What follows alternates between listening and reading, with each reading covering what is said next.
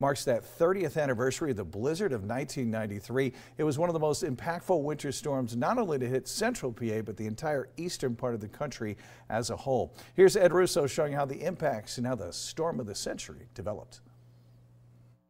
Thanks, Tom. So the blizzard of 1993 was one of the strongest winter storms to ever impact the eastern part of the country. It began on Friday, March 12th in the western Gulf of Mexico, strengthened rapidly as it made landfall along the Florida Panhandle, producing a 12-foot storm surge. Over 100 people had to be rescued by the Coast Guard. That's how rough it was across the northeast Gulf of Mexico, producing 11 tornadoes over central Florida and snow breaking out as far south as the Gulf Coast. Now for us, Saturday, March 13th was the big day, the snow, the wind, and then behind this system, some bitterly cold temperatures dropped in, and many people by that point were without power. So the aftermath, 10 to 20 inches across central PA, some spots even getting higher, up to 30 inches. Harrisburg International Airport officially coming in at 20.4 inches, but remember, a lot of that blowing around during that time.